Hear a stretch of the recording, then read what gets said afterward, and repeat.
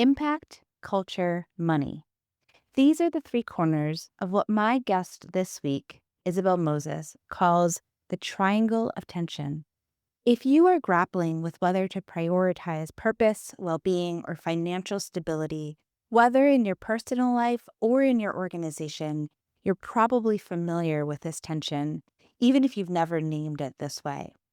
Impact is what you do and why you do it. Mission, purpose, calling. Culture is how you do what you do. Personal and collective well being, relationships. Money is about the flow of income and expenses, sustainability, and stewarding resources.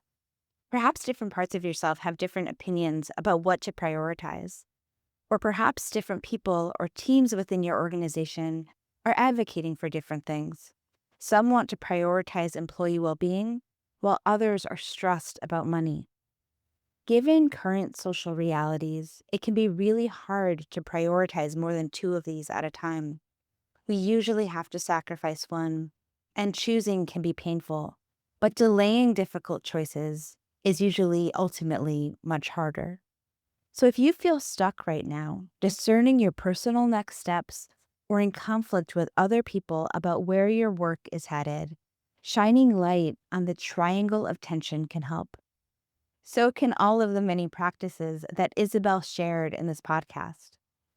Isabelle Moses is partner and head of consulting with Brava Leaders. Over the last 2 decades, she has worked across the nonprofit, for-profit, and government sectors with a deep love for organizations committed to positive social change.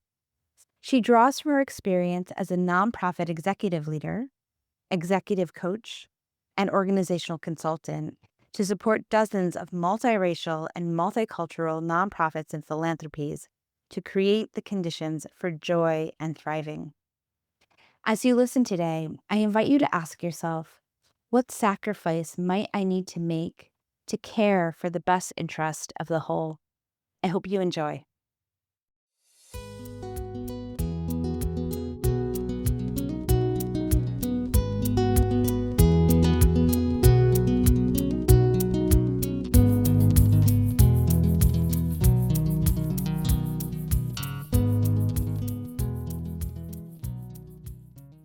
Thank you, Isabelle, for taking this time to have this conversation.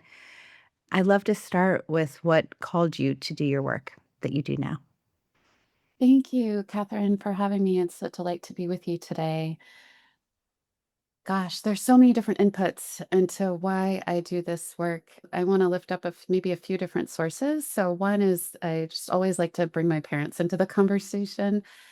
I feel so grateful for the example that they set of leadership. My mom, at the age of 77, continues to run a nonprofit that she's been running for over 40 years that does arts advocacy and kind of at the intersection of the arts and the environment, arts and justice reform, arts and education. And her leadership legacy is really profound. She's been leading this organization in California for a very long time. My father, who's an immigrant from Nigeria, he was a public servant and served the city of San Francisco for many decades. And I really do think my work is very much in their lineage of working with leaders to support leaders. And frankly, like working in a multiracial, multicultural context is something that my parents have always modeled. And growing up in San Francisco, which is a very diversity, unfortunately, the Black community has largely been gentrified out. However, they continue to live in a majority people of color neighborhood. My dad was the president and founder of the African American Democratic Club of San Francisco. And so they always found ways to sort of lift up the Black community while working in a very multiracial context. And I feel like that's something that really roots and grounds the work that I do. Something you were just saying about the importance of doing work with multiracial, multicultural organizations and really believing in that work. Could you share a bit about why that's important to you or what helped shape your belief in that work? Yeah, I think that's a few different things. One, like as I said, I grew up in San Francisco. And while I grew up in a majority Black neighborhood when I was a child, I was sent across town to go to school in a very essentially elite environment on Pacific Heights and was raised in a private school environment. and was educated in that context. And while when I look back, I actually look at pictures and I see that we were actually pretty multiracial as a school. It was relatively diverse. It was also under a very strong frame of assimilation. And I was really socialized and conditioned towards whiteness as a child. And that was sort of a survival strategy that I learned how to inhabit. And as I grew older and was able to really sort of shed that assimilated mindset and really grow more into my full identity as a Black woman, I realized, okay, like I have been cultivated in an environment where I actually can now really be a bridge builder. Like I really see a lot of my purpose in life as being a bridge builder, and that I grew up in a context where I had a lot of white friends and then friends of all different identities. And now living in Los Angeles, working closely with Carla, I realized that I actually have the most joy in multiracial spaces and being part of a salsa dance community. And I feel like I love being in all Black spaces and I really love being in multiracial spaces. It just brings me a lot of joy. I feel like I can be the most full version of myself when all different parts of me are able to be integrated and present at the same time. And I think that in our work in institutions, we often see that the society that we long for is one that where everyone belongs, where everyone can be their full selves, where all parts of you are celebrated and welcomed. I feel that multiracial, multicultural institutions are often like little mini sites of liberation where we get to practice that on a day-to-day basis. And if we can practice that in our institutions where we spend a lot of our waking hours, then perhaps we can transfer those skills and practices into society and ultimately have a society that feels more liberated and free and where we get to be all parts of ourselves. We're about to go into talking about very necessary sacrifices.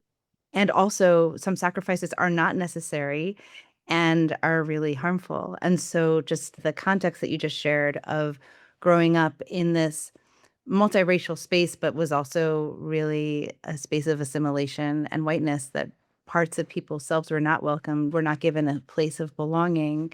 I want to name the harm and the hurt of that. And I'm curious what comes up for you when I say that. You know, it's interesting. If you look down from above, an assimilated space and an integrated space can look very similar, but the feelings are very different. And the experiences inside those spaces are very different. And I actually now serve on the board of the school that I went to as a child, which frankly was a harmful experience. And the sacrifice was that little girls like me didn't really discover who I was until much later in life. And now with a Black woman leader who is so embodied, so clear about who she is and what her purpose is, she is able to create a space that centers love in her leadership and in the teaching practices and in the community that's curated. And when I go to board meetings or when I go and attend school events and I witness the way that the little Black girls who looked like me once upon a time get to just be in their fullness, in their joy, with their hair in every different kind of style and just laughing and playing, I see a healed version of myself, and it is so powerful, and I see that the sacrifice that I had to make as a kid to just cut off parts of myself in order to fit into this mold came at such a high cost. Like, I don't actually remember a lot of my early childhood. Like, I think I disassociated quite a bit of it. Like, I was not an embodied version of myself until much later in life. And I think that the way that we disassociate in order to survive, like, cuts off so much of our humanity and creates distance between us and ourselves, between us and the people that we're in community with. I think about this neighborhood where I live in Los Angeles that's majority white and so cold. Like I live near the ocean, but the energy is so cold and it is sad. It's sad sometimes. Like it's like the way that we've been divorced from the wisdom and the beauty of the natural world, even in a place as beautiful as where I live by the ocean makes me really sad, and I chose this community not with a whole lot of understanding of what I was signing up for, and now I realize, you know, that's another place where I've unintentionally sacrificed. I thought I was choosing the beauty of being in proximity to the ocean, but what I actually chose was, like, a level of coldness that you often find in, like, majority white spaces that have not reconciled with how to be more integrated and how to be in harmony with the land. When you name the importance of embodiment, I think about a practice that you and Carla start a lot of your workshops with, which is talking about your emotional cup. And we actually just did that. I have some personal stuff that I'm holding that I just was like, okay, it's in the room with us. I want to share that. And you shared some things that you're holding. Can you share with listeners about this practice that I think in your workshop you said you often start conversations about strategic sacrifice and prioritization by talking about the emotional cup. Can you share that with listeners? Yes, absolutely. So we also do this as a practice at Brava for our meetings, sometimes in our one-on-one check-ins. It's really just a way to be clear about like what you're bringing into a space and what other people are bringing into the space so that you understand what you actually have the capacity to talk about in a particular conversation. The concept of an emotional cup is really simple. I often use the metaphor of a chemistry beaker that starts empty, right? When it's empty, it's spacious, it has lots of room. Then over time, you add different things to it. By the time it gets to 8, 9, 10, it might be about to bubble over and explode. So the goal is to try to keep your cup in the range of like a 0 to 4. Like, I'm good. I have a lot of spaciousness. 4 to 6 is like a yellow zone. That might be a time when you think about, okay, what could I do to have more space? Maybe you go for a walk, maybe you take a break, put your phone down, maybe you even take a nap.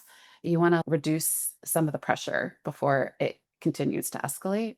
If you get to like a 7, 8, 9, 10, it's probably time to shut it down. You might need to really disengage, maybe schedule a vacation, maybe even exit the conversation and just really take a break. This also helps us prime for, can we have a difficult conversation? If you want to have a strategy conversation, or if you want to really talk about challenging things that might be happening when folks are at a 7, 8, 9 is not the time to do that. You want to have those conversations when folks have more spaciousness, more capacity to hold complexity or things that might be challenging. If somebody names a number that's 5 or above, like we'll ask, like, what do you need? Like, what would community care look like for you today? Like, perhaps this is a off camera day, or perhaps this is a day Mhm. when you clock out at a little bit of an earlier time, or maybe somebody takes something off your plate so that you can rebalance your workload a little bit.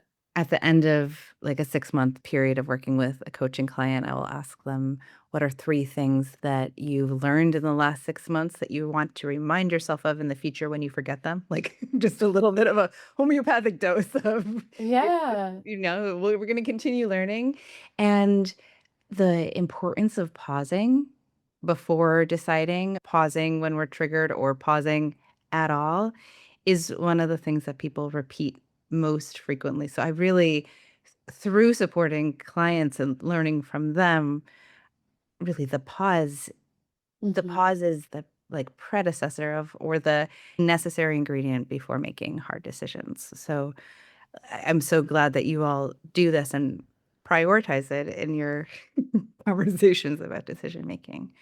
Yeah. Yeah. So can you introduce listeners to the triangle of tension, what this is? Sure. Yeah, this is another one of our favorite frameworks at Brava. The triangle of tension is a tool that we use to support leaders and organizations to kind of wrestle with three things that every organization is always grappling with and every leader is always grappling with, which are impact, culture, and money. And when we talk about impact, we're really talking about the mission of the organization, like why it exists, the thing that everyone is coming together to do or to work towards solving. When we think about culture at the organizational level, what we typically mean is sort of the well-being of the team, the daily experience of the workplace. We're talking about the how you do the work, in addition to the impact really being the what of the work. And we're really talking about the relationships between the people in the organization and outside of the organization. When we talk about culture at the individual level, we're really talking about your well being. We're talking about the interplay between your work and your life. We're talking about how well your personal practices sort of set you up to be whole and to be somebody who feels fulfilled inside of work and outside of work. Impact can also, from a personal standpoint, be about your sense of purpose. Like, what is the purpose that you're called to do in the world? And how do you live that? And culture, as at a personal level, is really about, sort of the personal practices that support you to live into your purpose. And money at the organizational level, we think about money in, money out. How sustainable are you? How well is your organization doing in terms of stewarding the existing resources? And, from a personal standpoint, it's very similar. How's your personal balance sheet, right? Thinking about the trade-offs that people make individually and collectively, can be very similar in your personal life as they are in your kind of organizational life. And so we think of the kind of your personal triangle of tension and your organizational triangle of tension are always both present for any leader. In terms of how we use this tool, we generally find that it's really hard for almost anybody to be prioritizing sort of more than two of these at a time. And so there's always something that is potentially being sacrificed, whether consciously or unconsciously. And you're often placing bets around what you want to prioritize for a particular period of time. And the concept of the bets is really about in order to have as much as possible across the full triangle of tension, sometimes one thing needs to get sacrificed in order to make the whole stronger. In the current moment that we're in right now, where the funding landscape is really atrocious for racial justice and social justice organizations, many organizations are grappling with how do we hold the tension around impact culture and money, and what are the strategic bets and sacrifices that we need to make. Particularly trade-offs between culture and money come up quite a bit in the work that we see with organizations. Many organizations have sometimes experienced an us versus them dynamic between leadership and staff. Leadership often feels very responsible for impact and also holding financial stewardship and money. And staff might feel a little less agency around money, but has lots of agency oftentimes around culture and wanting to see staff well-being get prioritized, maintaining staff size as much as possible or staff pay as much as possible. And while certainly staff are not unaware that these things cost money, oftentimes how to share that ownership of those decisions can be quite challenging. So, one of the things that we like to do with organizations is really support folks to really be in dialogue around all parts of the triangle. What is the impact that we're trying to have? What are the resources that we have to achieve that impact, both money and people? And how do we make trade offs across money and people? Often is like the really big question that folks need to grapple with. And how do you create space to actually live in that tension together so that it doesn't feel like an us versus them dynamic, that you actually can create more of a sense of team and solving this challenge together? Like that polarization between like leaders are holding like a real loyalty to financial survival, right?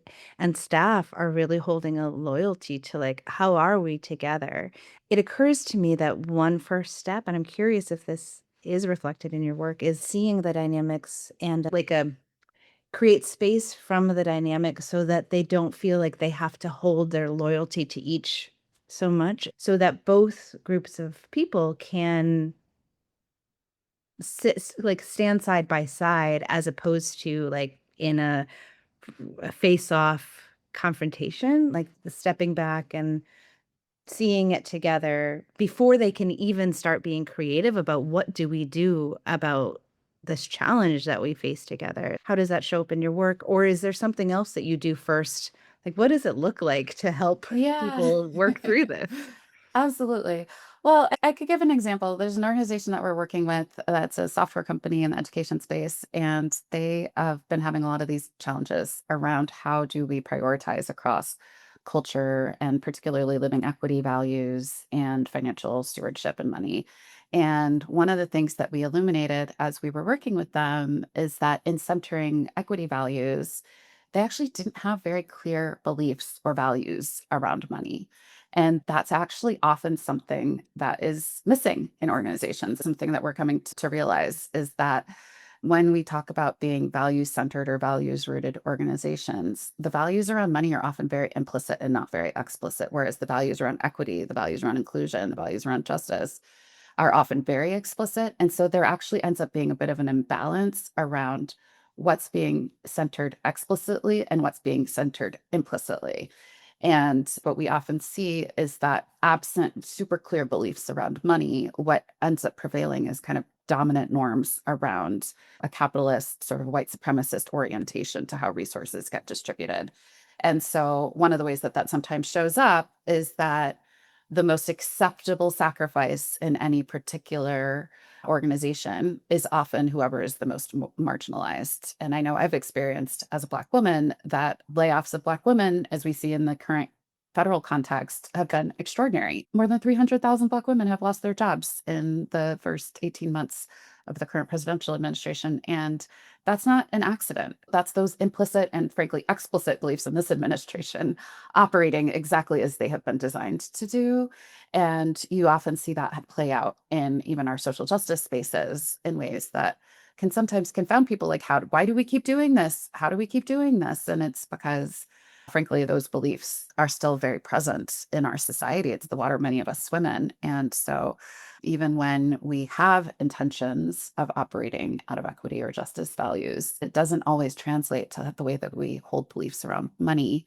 And when those implicit beliefs start to operate at that subconscious level, we don't always act in the ways that we think are most aligned with what we believe. So I think a lot of our work is actually starting to support organizations to surface and to be able to disrupt what are our beliefs around money? What does it mean to operate a for profit with values that actually have a collective management structure in mind? And how do we wrestle with that sort of inherent contradiction? And it's been super interesting as we've started to work with them to really articulate this particular software company that I mentioned, their beliefs around money. They're seeing that their structure does not actually support collective decision making around money, and that they might have to revisit some of their operating frameworks around having a 70% ownership model with one person being the primary owner while trying to hold collective decision making. It's just not fundamentally possible. So it's been super interesting. So not only are you supporting folks to step back and look at the apparent dynamics of the conflict that they're in, but you're helping them look at the beliefs that they currently hold that are undergirding the conflict that they're in, and also re-articulate ones that may not serve them. And so shining light on what has been implicit and articulating what they want to hold true. Right. Yeah. How do you do that?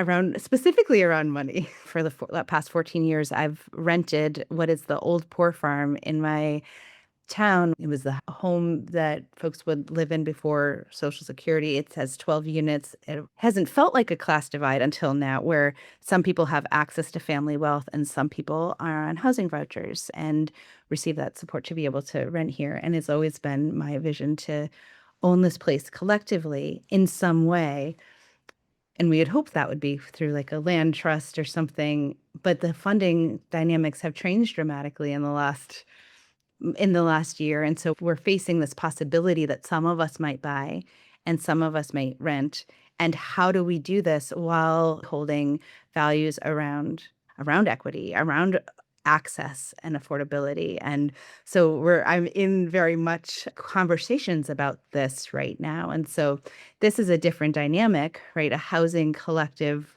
is a different dynamic than a tech company or a nonprofit. So you don't need to share exactly what you would do in this Sure, dynamic. sure. But I'm so curious with this organization that you're working with, when there is like one person that might be able to own 70%, right? And others that don't have the money to put in to own. How do you support people with challenging conversations like that? The vast majority of our clients are in the social impact space, either as philanthropies or as nonprofits. So this is a little bit of a unique example. One of the things we help them realize is that their budget allowed quite a bit of flexibility around setting profit targets, and that they actually have quite a lot of decision making authority, and that the 70% ownership stake only really kicks in on profit that they generate. And so if they actually create a budget that's relatively low profit, then the owner doesn't actually get that much of the residual profit, because 70% of a dollar is 70 cents. 70% of $100,000 is $70,000. So if you structure the budget where you have much less profit, there's much less for that person to claim in an inequitable way relative to the labor that went into producing that profit. And so we gave them an opportunity to really revisit, what does it look like to be a for-profit business when your goal is to actually be collectively managed and to share in the profits of your labor more in an equitably distributed way, so that the person who's not on staff, who has a majority ownership stake, is not disproportionately benefiting from everybody else's labor in a way that feels very extractive.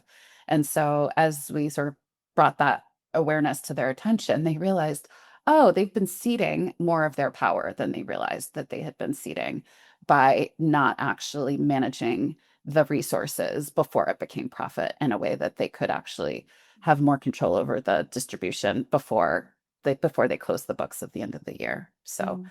whether that's through bonuses or other ways that they can redistribute resources before the books are closed, like they actually have quite a bit of power over how resources get allocated before profit is officially declared.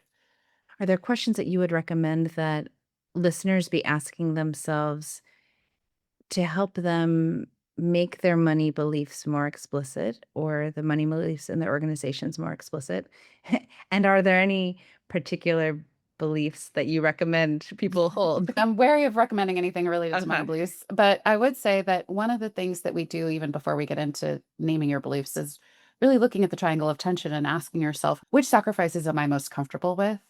And which sacrifices am I least comfortable with in my own life, in my own experience? And because that's often a clue about where your beliefs come from. When I think about my own life, a lot of this is socialized actually from quite a young age. So when I was young, I think my parents really prioritized making sure that we had access to purpose, like figuring out, what we were good at as kids. Like we were all really encouraged to try lots of different things and, figure out, our unique purpose in the world. And they prioritized long-term money over short-term money, meaning they sent us to these schools on the other side of town where they knew that we could get the tools and skills that we needed in order to be well off in the future. And so they sacrificed, their own financial success so that we could go to private school. Like they could have sent us to the local public school. They chose not to do that. They also sacrificed culture. I spent a lot of time driving around the city, going back and forth. We were not as rooted in the Black community when I was growing up as we might have been if we had gone to school locally or gone to a local church. And I think that in some ways, they really put kind of our long term interests above our short term interests. And I think when I think about that, I know that that was a sacrifice that they made that was with our long term well being in mind, but it did have real short term consequences in terms of even though I had the ability to develop a sense of self later, I didn't have a strong sense of self as a kid. Like I think I realized, all the ways that I was socialized sort of in these kind of very white adjacency kind of ways, like I had to unlearn a lot of that as an adult. And I'm still unlearning a lot of that. I mean, I think even to this day. And so I think when I think about my beliefs around money, I think I realized like I've always wanted to have enough.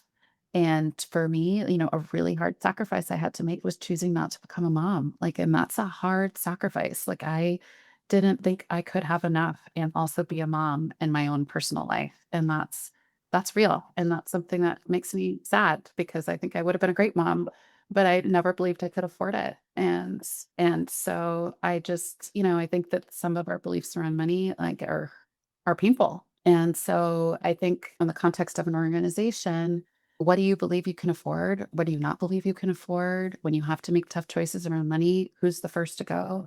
Those are real questions. And when we have organizations that are increasingly majority people of color, increasingly Black and brown, those questions get even harder. And we really have to be rooted in what is the impact we're trying to have?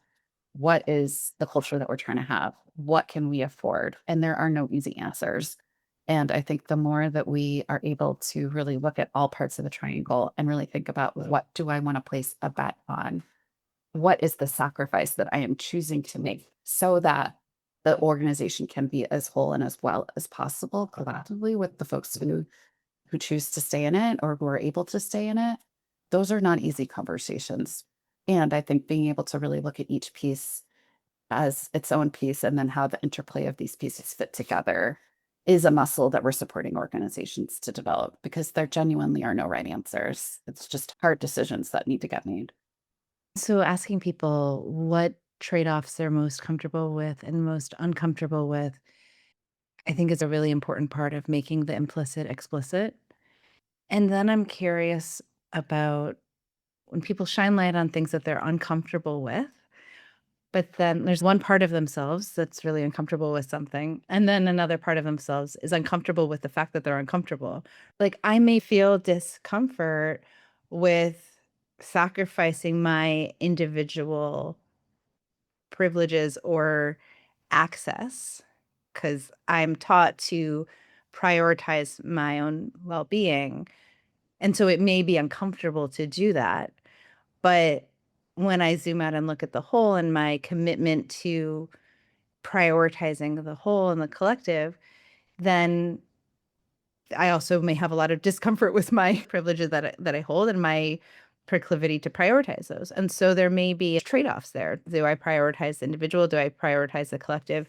And so there may be a transformation of beliefs that's needed. I'm so curious how you Yeah. support people through that Actually, this journey. goes back to what you said before, which Yeah. is about emotional regulation. So, a big part of what we work with our organizational clients and leaders to do is to increase comfort with discomfort, increase the capacity for comfort with discomfort. And we do that through a lot of the somatic coaching. That's part of leadership coaching that we offer, or through these emotional cup type practices that help people to be more aware of the degree to which people are regulated or dysregulated in a particular moment or in a context, and supporting people to practice collective regulation, because dysregulation is often what leads to organizations sort of blowing up, right? Is highly dysregulated environments. And when you have a more regulated environment, people tend to make better decisions. When you have a more dysregulated environment, people tend not to make the best decisions. And so we find that when you are able to practice regulation in a healthy way in an institution,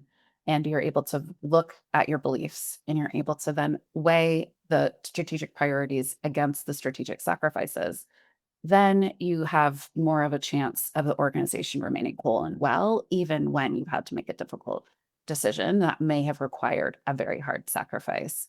And we also support organizations to have rituals around sacrifice, like whether that's grieving rituals or other kind of practices that really honor the sacrifice that you've made, so that you can acknowledge it, you can honor it, and then you can create the space to move forward without sort of sweeping it under the rug or pretending it never happened. We also believe that in order to be in deep joy, you also have to have capacity for grief. That you can't have joy without grief, that they go together. They're super important to acknowledge as part of a whole. And we think that that's another piece that's often missing in institutions that are having to make difficult, often painful decisions, is that without practicing grief, it's less possible to feel the fullness of the joy that you can also have, sometimes even on the same experience. Yeah. Are there any practices in addition to the emotional cup that you recommend for that collective regulation? We do a lot of art and play in our work. We think that play is really important practice for regulation. I mean, who is having a bad day when you're coloring or when you're like in a lot of the retreats we facilitate, we encourage creating skits of some kind or doing community theater within your team. I just think play is such an underused tool for regulation. And who's having a bad time when you're laughing out loud? It just makes it easier to do the hard things when you have fun with the people that you work with in a genuine way. I am holding our shared love of salsa and dance, and I know how important Yeah, that's been for me the last year and a half, and absolutely. any recommendations for those rituals around honoring sacrifice and grief? We've often done a ritual where we get a bunch of rocks and name a sacrifice on a rock and throw it if you can, if there's a river nearby, or if not, if you're in a conference room, you can put it in a bowl of water and honor it in that way. And then perhaps somebody can take that bowl of rocks and put it in a water stream so that it can be kind of carried in the flow. So just naming a sacrifice, acknowledging it, and holding space for it. You could do that in a variety of different ways. We have a brook in front and a river in the back, so I'm gonna be holding Yeah. on to that one. Any other suggestions for listeners who are like, "Ooh, yeah, I need to," or "We need to get clearer, more explicit about the beliefs and values we're holding." Any other recommendations for practices around that? Again, like, we think the triangle of tension can be a relatively easy framework as a starting point, like, what are our beliefs around impact? What are our beliefs around money? What are our beliefs around culture? And doing it individually and then collectively can be helpful to surface, like, where is there overlap and where is there distance between your personal beliefs and organizational beliefs? It's important to have some distance between the two. If it's 100% overlap, that's often where codependency happens, right? Or unhealthy levels of founder behavior or founder syndrome. It's also important to be clear I am making this trade off between my personal beliefs in order to be in the collective. Because if you want to operate out of your own personal beliefs all day long, like you can be a solopreneur and that's cool. And you can be by yourself on an island, but maybe that's actually not the life you want to live. And even as a solopreneur, like I know you work for yourself, I've worked for myself in the past.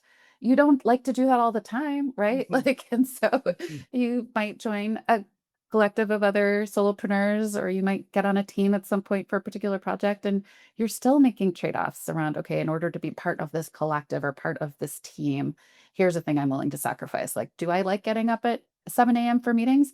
No, but I'll do it sometimes. Do I prefer to do X, Y, or Z? No, but I'll do it sometimes in order to be part of a collective, particularly, living in LA and working with clients on the East Coast. There are different things that you make trade-offs about in order to be part of a collective, and having an individual beliefs clarity and organizational beliefs clarity helps people to be clear about I'm opting in. I'm choosing to be part of this collective. And beliefs should be a little bit controversial. We talk about values as being universal and generally the kind of thing most people would agree with.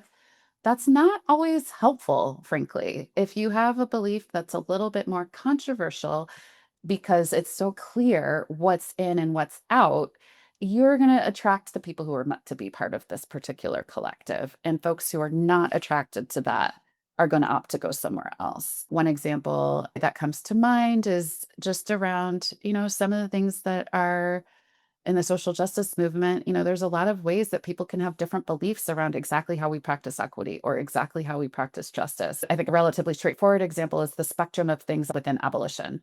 For some folks, that means abolish the carceral system. For some folks, that just means abolish ICE. For some folks, that means totally get rid of the police. That means different things to different people. You can be an abolitionist organization, but have wildly different beliefs around what that means. The more clear you can be around what do we mean when we say we're abolitionist, what's inside of that, what's not inside of that, can help attract the people who are meant to be part of your particular collective that's working towards abolition, because that does not mean the same thing to everybody. My wheels are turning around being on city council and the decisions that I continuously need to make related to the police. We just elected a really amazing queer young progressive council, and many of us identify as abolitionist, and how that plays out strategically and what choices we make, it's an ongoing dance. And yet we can't all meet. We can't all meet together because of open meeting laws unless they were in public. And then there's the bridge building and the code switching and the being strategic. I think it's a really good example. It's like you can name abolition as a value and what are all the beliefs there. Yeah. I appreciate how you articulate the importance of values and beliefs. Yeah, I mean, I really want to. I haven't lifted up Carla Monteroso, the founder of Bravas, explicitly, and I need to say that she's brilliant, and she founded Brava 5 years ago in the wake of the implosion of many progressive organizations that did not know how to live into their values to their in ways that felt good to all members of a team in particular. The dissonance between people who might have wanted the equity to be practiced one way versus another way, or the people who wanted a mission to be lived into this way versus that way, like it just imploded so many organizations. And I think that the lack of clarity around beliefs is one of the sources of friction that has not often gotten the light is not always shining on that. And so I do think the pedagogy that Carla has innovated, which is specifically designed to support multiracial, multicultural institutions, is really meant to help people hold conflict generatively rather than dysfunctionally, because it is inevitable that you will have conflict in organizations with people with so many different lived experiences. And so it's really more about how do you create the conditions for productive conflict so that the conflict does not eat you alive from the inside out. Precisely, and that's something that I so value about your work and Carla's work, and I will link to my interview with Carla from a few months ago in the show notes. I highly recommend people listen to that around what is power and power dynamics and all of that, and I kind of see this as a continuation of that conversation, even though you and I haven't talked about power that much explicitly, that all that we talked about, Carla and I, in that conversation really undergirds what we're talking about now. So I highly recommend and hope people will listen to that. Yeah. Yeah, absolutely. One of the things that we've been talking about more recently is that a lot of our work is about shining light on all the different ways that power can show up in an organization. And we call that kind of throwing flour on the ghost. And so that often power is invisibilized Yeah. and held in all kinds of ways that are not super explicit. Again, like we've been talking a lot about making the implicit more explicit. And when you throw flour on the ghost and you can see the way that power moves in an institution, you have a lot more ability to do something with it than when you can't see it. I'm going to hold that one. I appreciate it. Yeah. Yeah. Yeah. What do you recommend people do when they have these conversations and they realize that they disagree with the beliefs of other people in the group or organization they're a part of? And that disagreement might be with someone that they are in a similar power place with, or it may be someone they may disagree with someone who has more power or less power or different types of power. What do you recommend people do when they find themselves in those disagreements? We welcome disagreement at Brava because one of our beliefs is that friction creates the opportunity for strategy. And so, if you can stay in the disagreement in a kind and compassionate way, you will often find that there's a third way, right? Like if Carla and I are having a disagreement about something, it's usually because we can't quite see the whole. It's like my point of view is holding a piece and her point of view is holding the piece. And then when we can see each other's points of view, it's like the piece becomes bigger. And when we can stay in it long enough, usually between the two of us, we can get to a place where it's like, oh, what about X? Or what about Y? And we get better ideas because we're able to stay in the disagreement in a caring and compassionate way. And okay, yeah, that's like sounds like rainbows and, like butterflies and like, oh, that's so great. Like sometimes you're just mad at a person. That's true too. So that's where, you got to work on your emotional cup. And if I'm at a 6 or a 7, no, I'm not going to have a productive conversation with you. I'm just mad. And so I'm going to go take a walk. And when I can get to the 2 or the 3, let's revisit, and then you can actually have the conversation where you get to some better ideas. So when I came onto the city council, I was perhaps the most progressive member, and this is just 4 years ago that I've been there, and it has gotten way more progressive, and so I just repeat that over and over and over to my colleagues, like, "Bring the disagreement. We need to shine light on all the things," and so it's been fascinating now.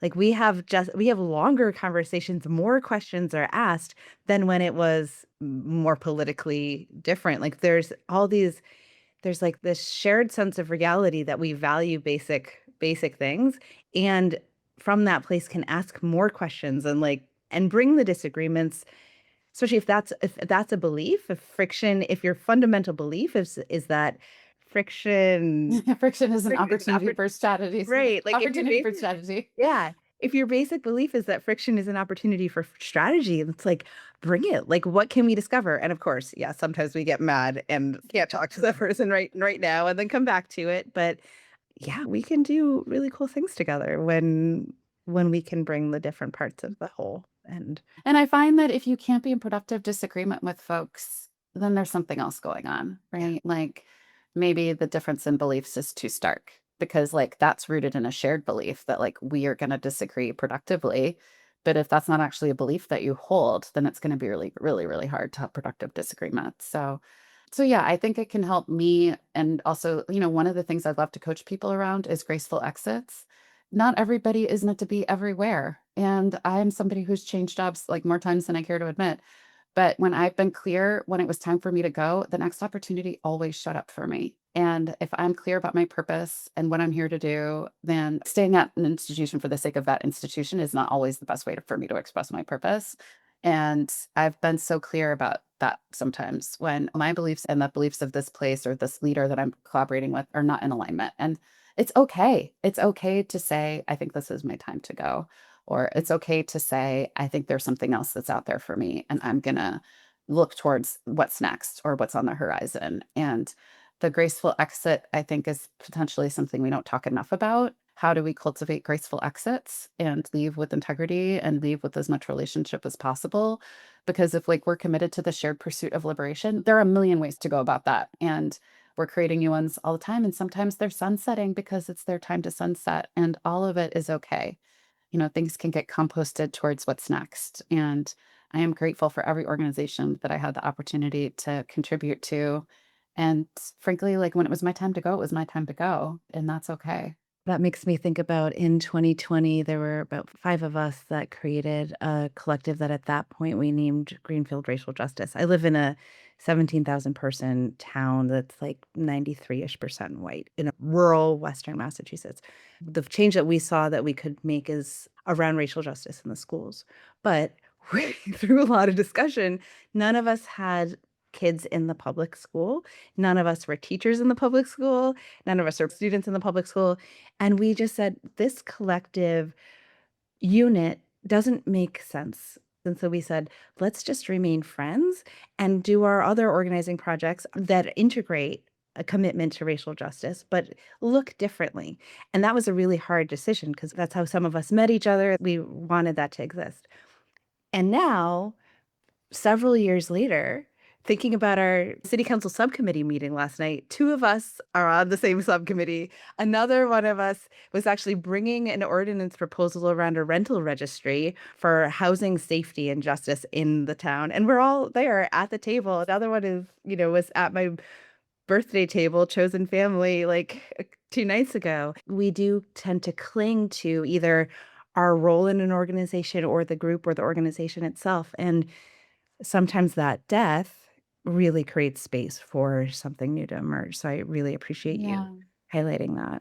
Are there any other words of wisdom that you would like to share with listeners who are grappling with conflict in their organizations? Yeah, I would just say that conflict is a gift in many ways. And if we choose to receive it as a gift, it's usually a flag that there's something else that's possible. And we have to sort of be willing to be in the hard conversation to listen to the other perspectives, to like hear for what's beneath and then what's beneath that and what's beneath that for either the thing that's shared or perhaps the thing that's really irreparably broken. And both of those things can reveal what's next. So I think the irreparably broken is fewer and farther between, and yet also sometimes true. And so I don't want to again be overly rainbows and butterflies about this. Like sometimes it's a clue that there's different paths that need to be taken by different parties, and sometimes it's a clue that there's a bridge that hasn't been built yet. And so all of that can be beautiful on the other side of getting really clear about what's going on. Well, I really, really enjoyed this conversation with you. How can people learn about the amazing work that you and Carla are doing? I share it with as many people who I think could participate as possible, and I do that with a lot of respect for the work that you do. So, how can people find out about it? Yeah, Carla's book is coming out in July of this year. Yes. How to Share Power, a practical guide to building and sustaining multiracial and multicultural institutions. We're really excited about with the support of a funding partner. And bravaleaders.com is where you can go. We have our Juicy Joyful blog that we invite folks to sign up for. You can also see our blog archives on the website, which gives little snippets of the book that's coming out and a great way to kind of get up to speed on some of our core concepts in a more accessible way. And we currently have our training program on pause, but we're hoping to share more information about that towards the latter half of the year as we are kind of updating our curriculum this spring. And looking towards next year, we have the Brava Leadership Institute, which is a year-long cohort program that we're hoping to be able to offer again. And if so, stay tuned. Opportunities to apply will come out again later in the year. I also really hope that you all run the program again next year. I've referred many people to it and am excited to see that continue. So thank you Yeah. so much for this conversation. Thank you, Catherine. Hope you have a wonderful rest of the day.